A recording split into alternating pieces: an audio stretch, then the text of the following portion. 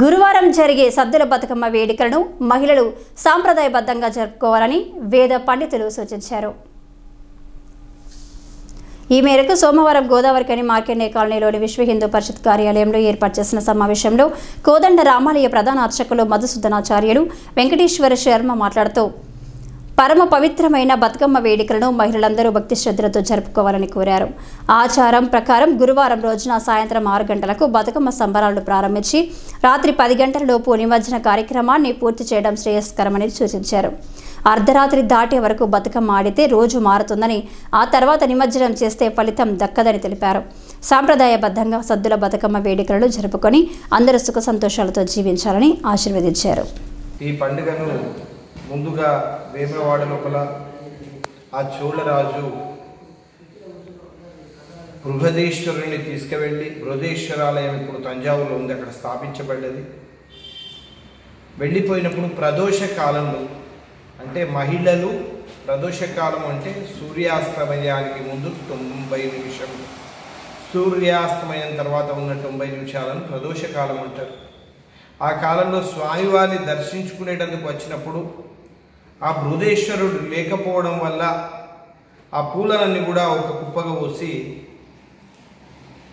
అక్కడే ఆ పోసిన కుప్ప త్రిభుజాకారంలో ఒక పేరుకొని పోయితే దాని చుట్టూ కూడా చక్కగా అమ్మవారి పాటలు పాడుకుంటూ ఆ యొక్క బతుకమ్మ పండుగ ప్రారంభమైంది. అంటే ప్రదోష కాలమునకు ముందే ఈ బతుకమ్మను ఆచరించాలి. అంటే సుమారుగా ఇప్పుడు మనకు 6 గంటల 20 నిమిషాలకు సూర్యాస్తమయం ఉన్నదంటే 6 గంటల నుంచి ప్రారంభం చేసుకోవాలి బతుకమ్మ పండుగను.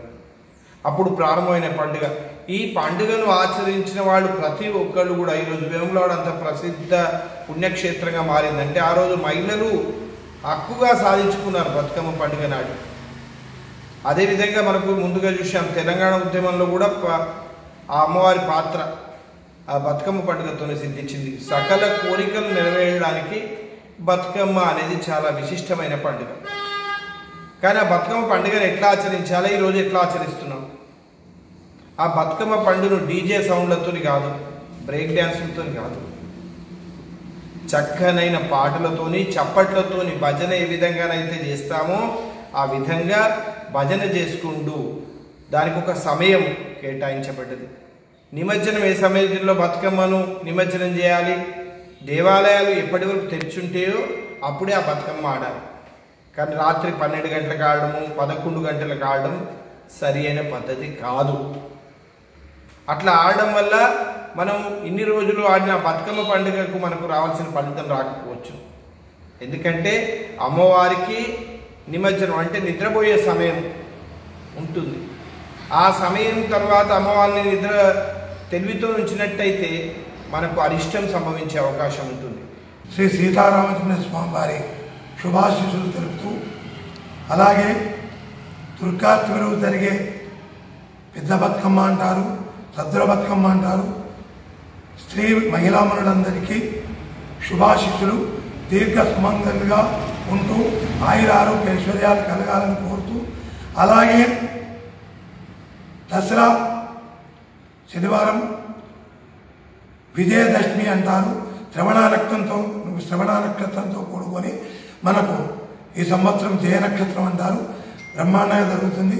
మనమందరం కూడా ఈ యొక్క శమీ పూజ సాయంత్రం 4 నుంచి 5:30 లోపు శమీ పూజ కూడా చేసుకోవాలి. అలాగే ముఖ్యంగా మీకు మేమందరం ఇక్కడ విశ్వ హిందూ పరిషత్ తరఫున కూతోని తెలియజేయమనేమనగా బతుకమ్మ గురించి మీకు చెప్పడం జరుగుతుంది. ఇది గౌరీ వ్రతం 9 రోజులు ఆచరిస్తున్నాం.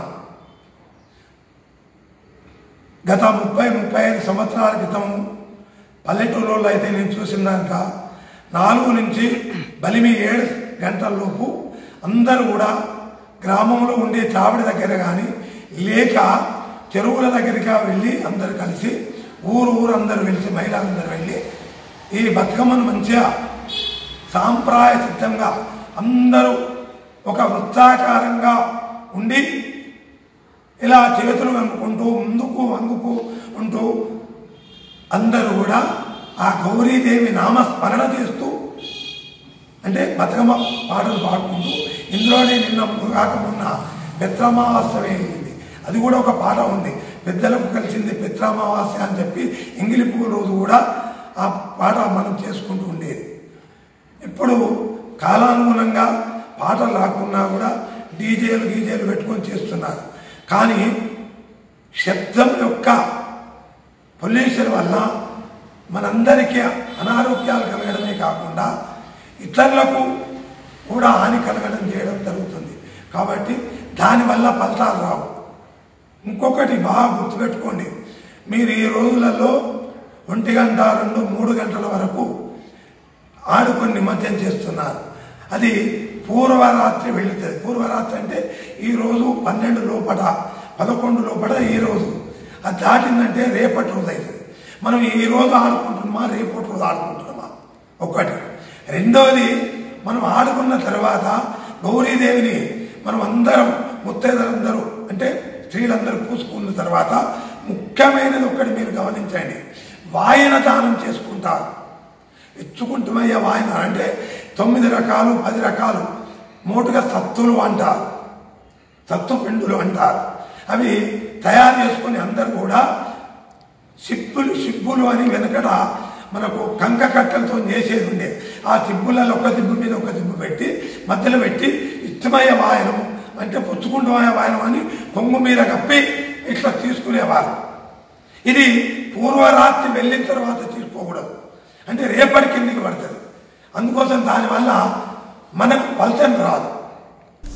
ఈ కార్యక్రమంలో రాజా నరేష్ శర్మ, సంతోష్ శర్మ, పవన్ శర్మ, విశ్వ హిందూ పరిషత్ ద్విభాగ్ ప్రముఖ్ అయోధ్య రవి, నగర కార్యదర్శి మేడగోని రవి, జలంధర్, ఆదిగోపుల రాజు, మునిగాల సంపత్ తదితరులు పాల్గొన్నారు.